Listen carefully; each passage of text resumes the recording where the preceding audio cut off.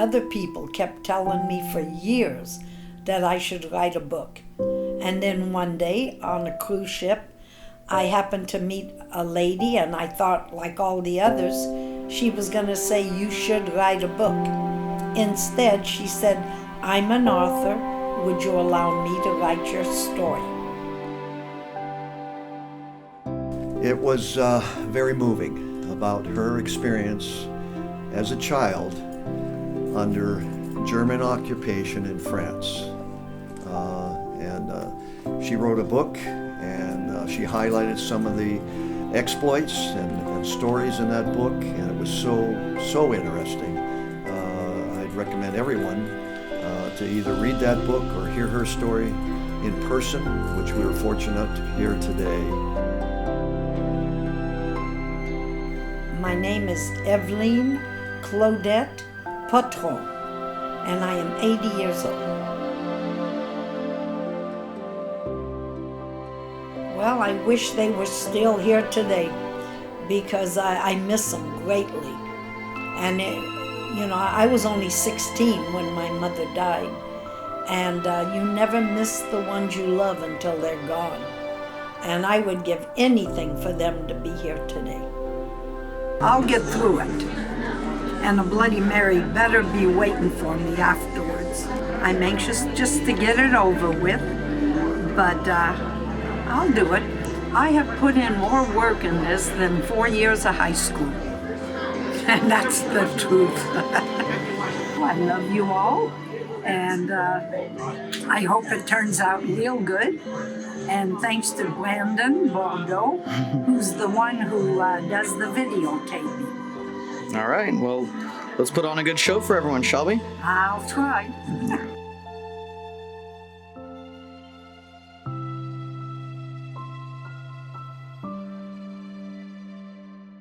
Hi, my name is Larry Pirak. I'm the curator and current president of the Alameda Naval Air Museum. And we've been here approximately 16 years. Kind of a hard place to find in Alameda because of the development going on. But anyhow, we enjoy people coming in. We enjoy people hearing about our experiences, and we also enjoy hearing about their experiences. And we just heard about a very interesting life story. We are here so I can give a presentation, and right now I'm on mic. Can people hear me talk? I don't know.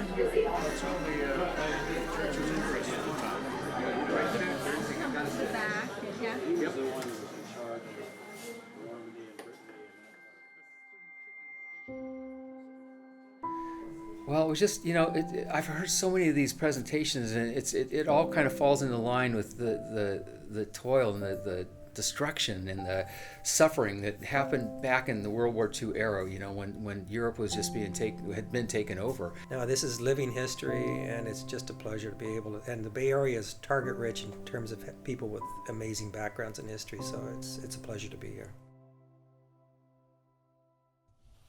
Our speaker is not yet famous, and in fact, she's rather unknown, but she's going to be famous by the time she gives this presentation today. I've read her book. The story is fascinating. The story, very briefly, is her parents went back to France. She was born. Germany occupied France. They escaped. That's the minimum outline. It's what the facts are in between those things that really get to you. So without further ado, would you please come up on stage and join me here? And after you come, I'll lower the screen. It took a lot out of me to do that presentation. All right, well, hello everybody. Stop laughing, Peter. I'll start by saying I am not a professional speaker. And at this moment, I would gladly trade places with any one of you. However, I've been asked to come and speak to you about my parents' incredible life journey. The book, The Lives of Alice Pothron, only relates to the last chapter of their lives. And in order to appreciate the ending, one needs to know the whole story.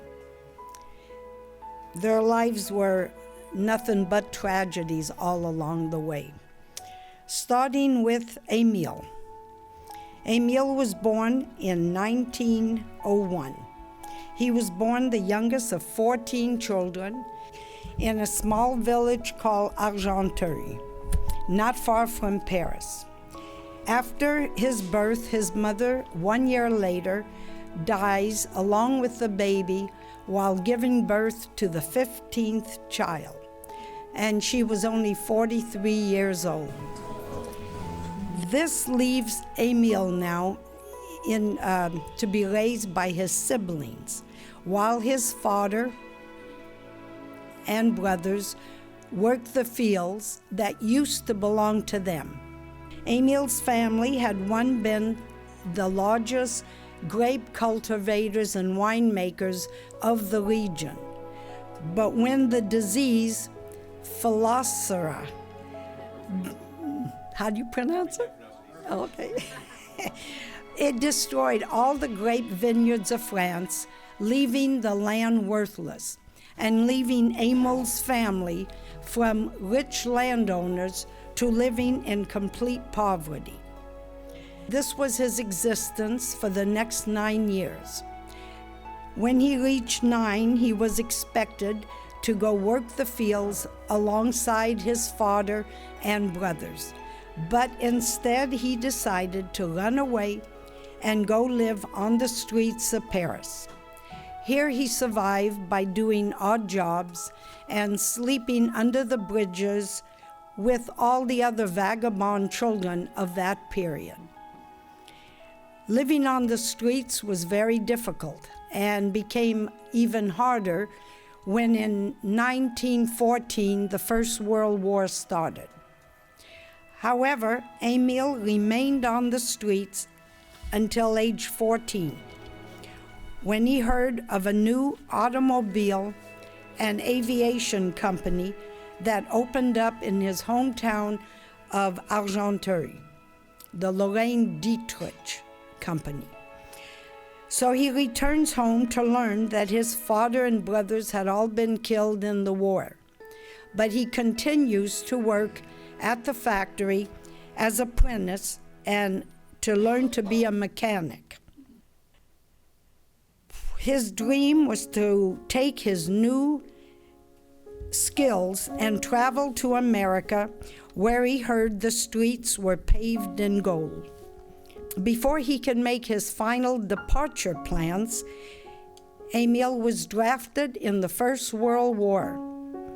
Here he spent the last 2.5 years in the war.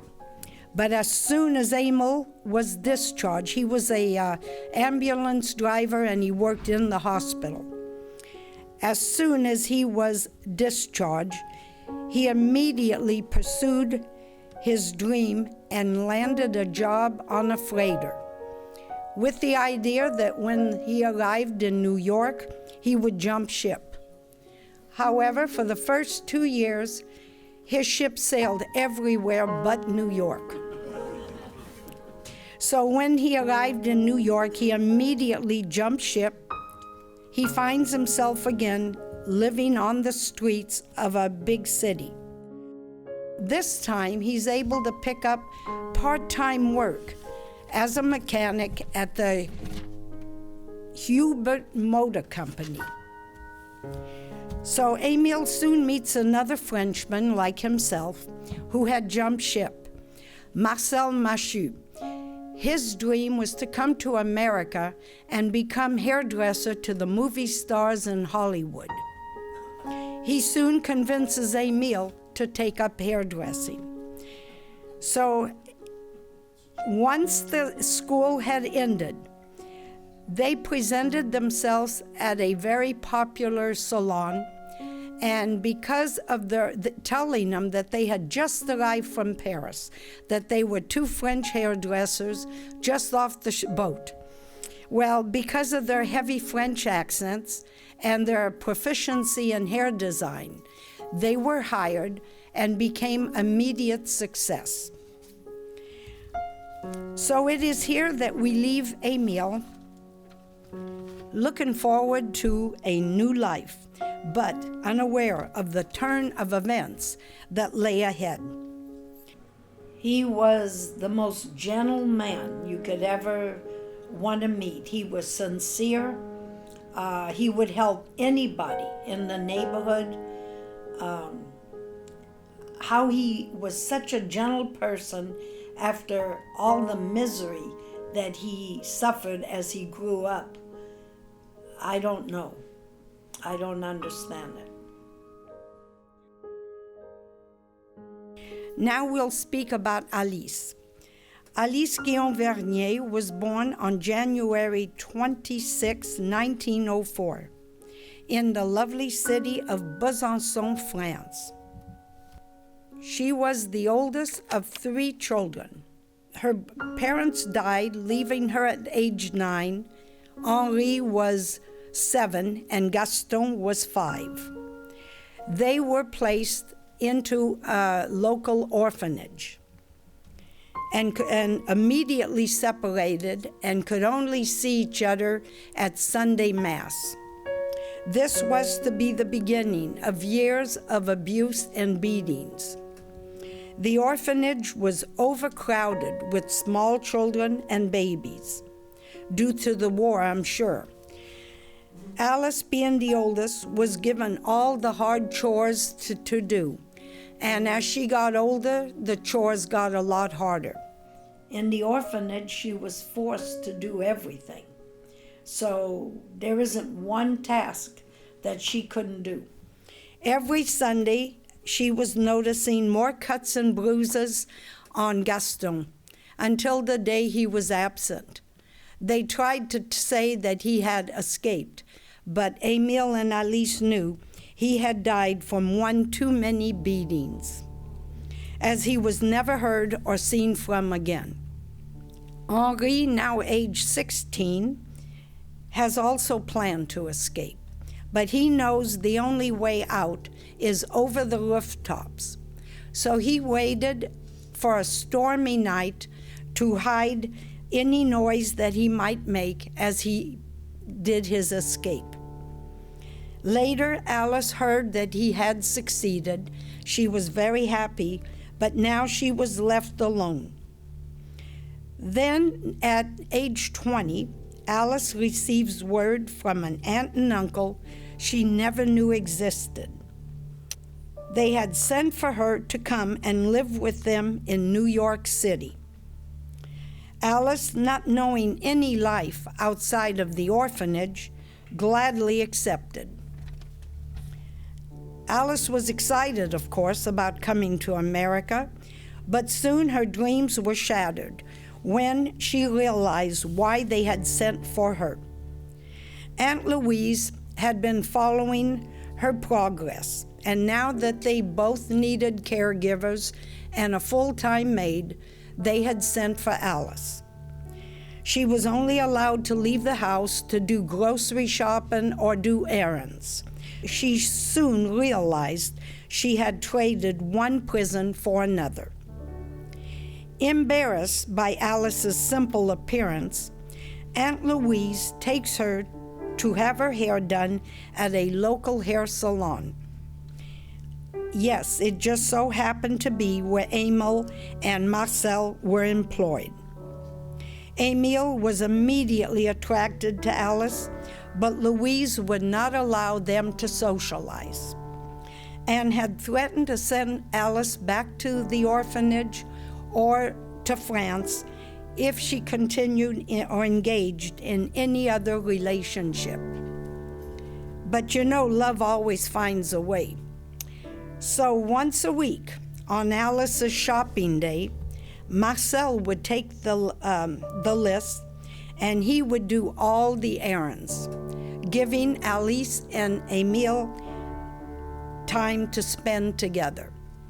As soon as Emile received his American citizenship papers, Emile and Alice were married by the Justice of the Peace on January 20, 1928. Aunt Louise was furious, but once Emile presented her with the legal documents, there was nothing more that she could do. Emile, being very adventurous, had heard the saying, "Go west, young man, go west." So he buys a camping car, or he modified a car, that I'm not sure, and he heads west to San Francisco to start their new life together. Emile and Marcel, still together, opens the hair salon in the new department store, the White House. It was here they spent their first few good years. The only thing missing was a child. Because of Alice's very poor health, she could not carry a child full term. The doctors advised them to take a vacation and to get Alice some rest. So Emile decides to quit hairdressing and sail back to France for a few months' vacation.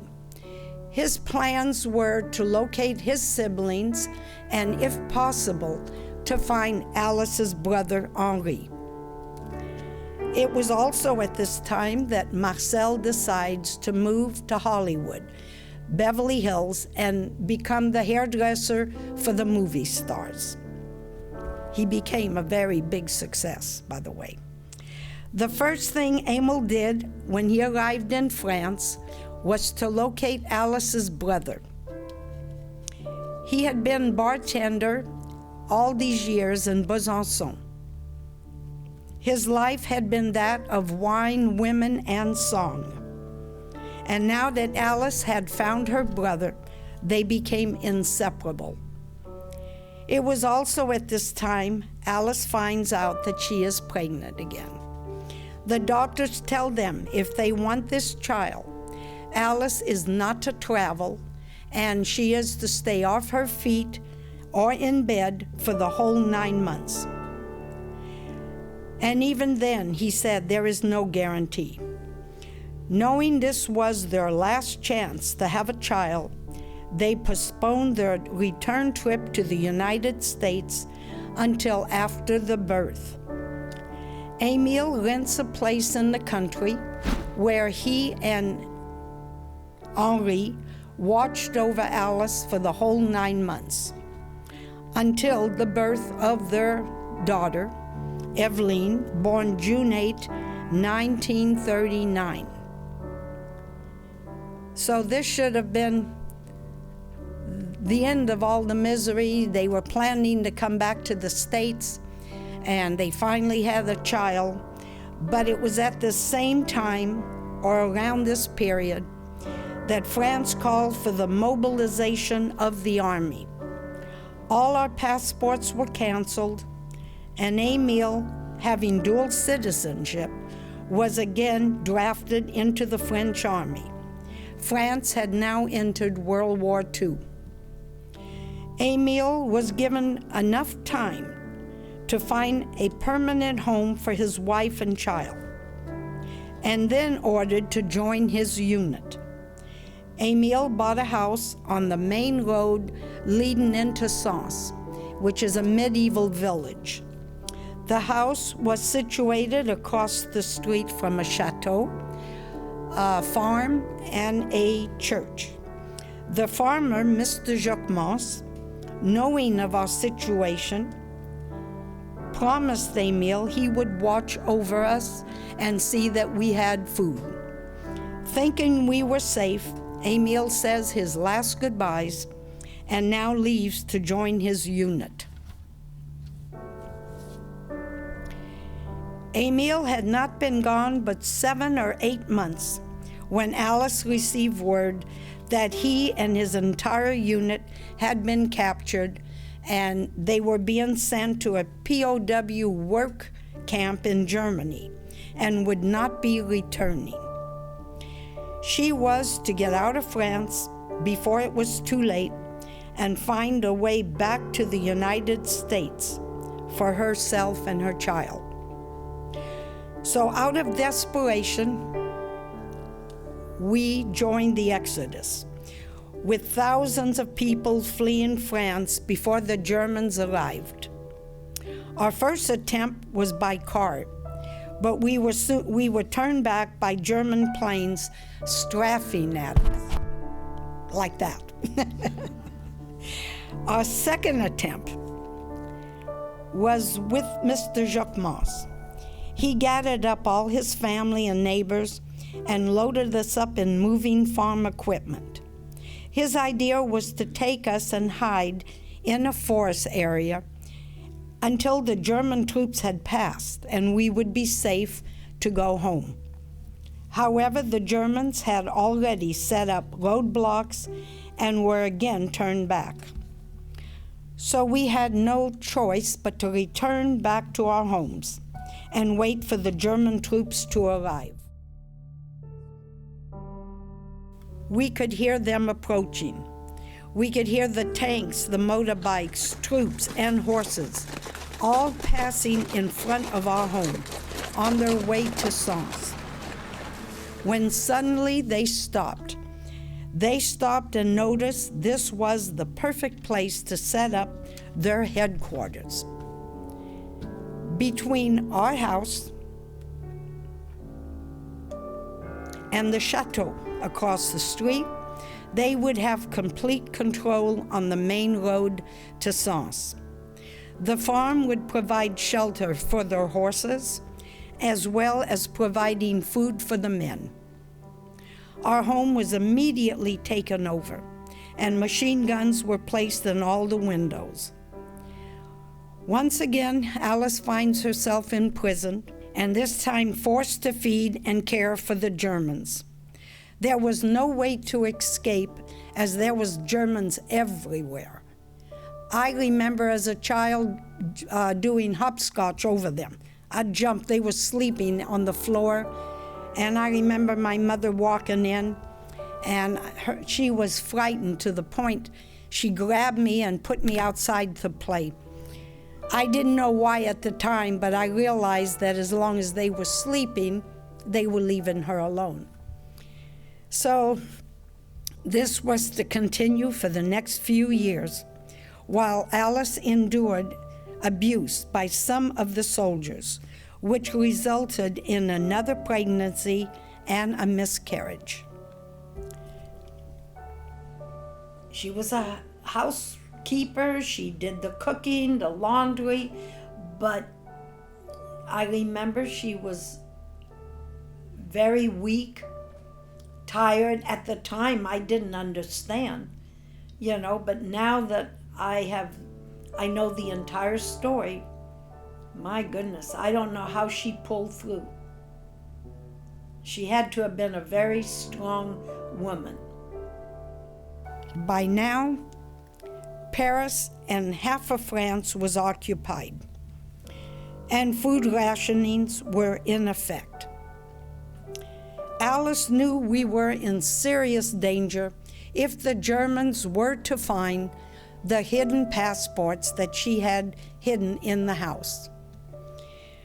Word of our situation reached the attention of the French resistance, and fearing for our lives, they offered Alice the following escape plan. The resistance had been hiding an English soldier who, like us, needed to get out of occupied France and rejoin his units. He was blonde, blue-eyed, spoke perfect German, and provided with the proper uniform, could easily pass as a German officer. The plan was I needed immediate medical attention at a better equipped hospital. While sitting in the back seat, my mother was forcefully holding me down on her lap and crying uncontrollably out of fear, which only reinforced the story he was about to tell the guards at the roadblock. Arriving at the roadblock, our soldier told the guards the situation, and must have been very convincing, as the guards soon waved us through. Now we say goodbye to our English friend who leaves us to find his unit. And Alice, in fear that all of France will soon be occupied, decided she would not wait again for the Germans to arrive, and preferred that we would walk from occupied France over the Pyrenees Mountains to the American Embassy in Lisbon, Portugal. Along the way, we were helped by many wonderful people, offering us rides, shelter at night, and food for the next day's journey. When arriving at the American Embassy, Alice explains her past 4 years' ordeal and asks for passage back to America. The soldier in charge left us in care of embassy personnel, explaining he would be back shortly. When he returned, he had a gray-haired soldier with him. Alice was near panic, thinking something was wrong. But as they came closer, Alice could not believe her eyes. Standing in front of us was Emile. Emile had escaped with the help of his commanding officer, Captain Delavier. Captain Delavier was also a medical doctor and had the privilege of driving in and out of the camp with an ambulance. He was there to take care of his men and remove the ones that had died. He had noticed there was always a change of guard when he entered the camp to when he left the camp. So he proposed that Emile pretends to be his medical assistant, and with Emile driving the ambulance, they would drive out of the camp together.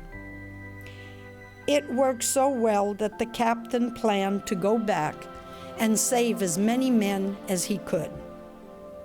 From there, Emile, like Alice, had made his way to Lisbon, where he had been waiting for months for word of his wife and child. When he first left us, he had said to Alice, "If we ever get it out of this alive, we will meet at the nearest American consulate."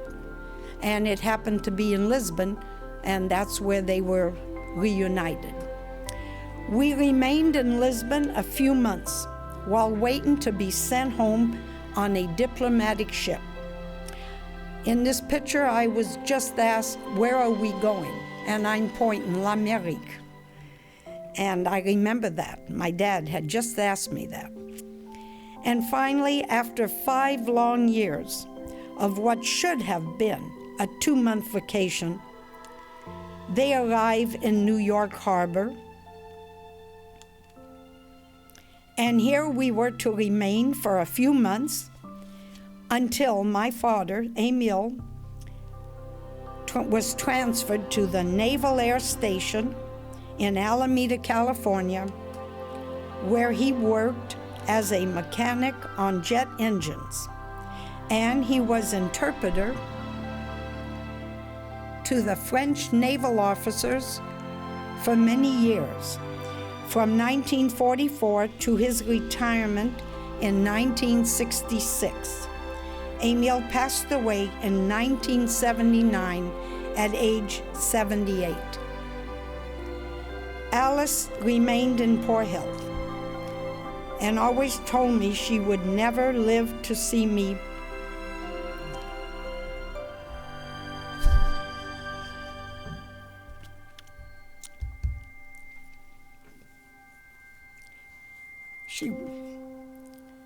She would never live to see me graduate or dance at my wedding.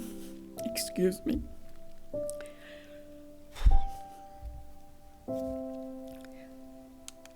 On a return trip to France to see her brother Henri, 1955, she died of a cerebral hemorrhage. She was 51 years old, and I was 16, and I buried my mother in Sens, where she is buried near her brother. I hope my family story illustrates that no matter what desperate situation one finds themselves in, never to give up hope, as there is always the possibility of a better tomorrow.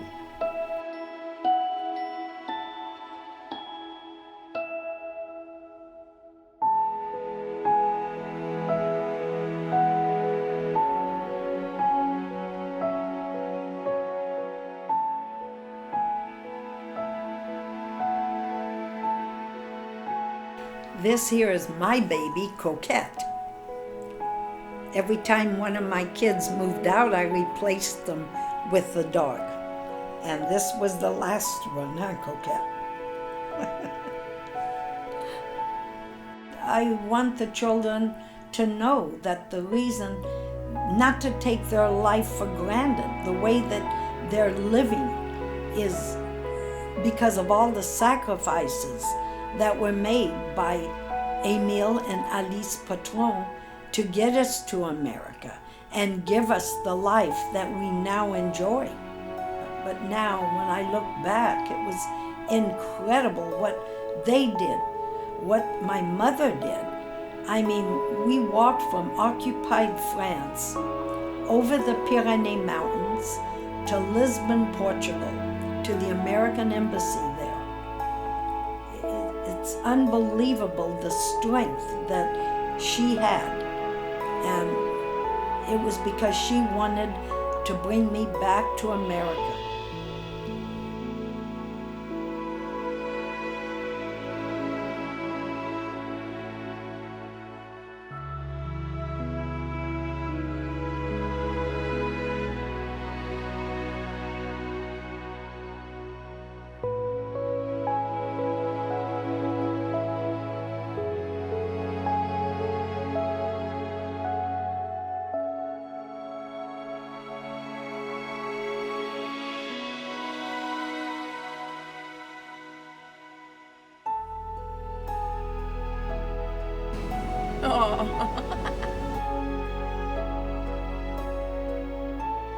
Hey, you should have seen me earlier. I had what do they call it? What is that?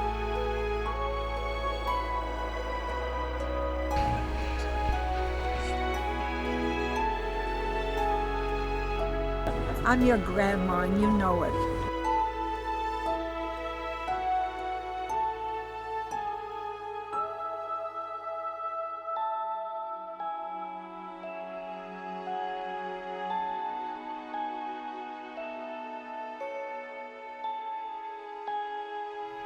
We all have a story to tell, built upon other stories.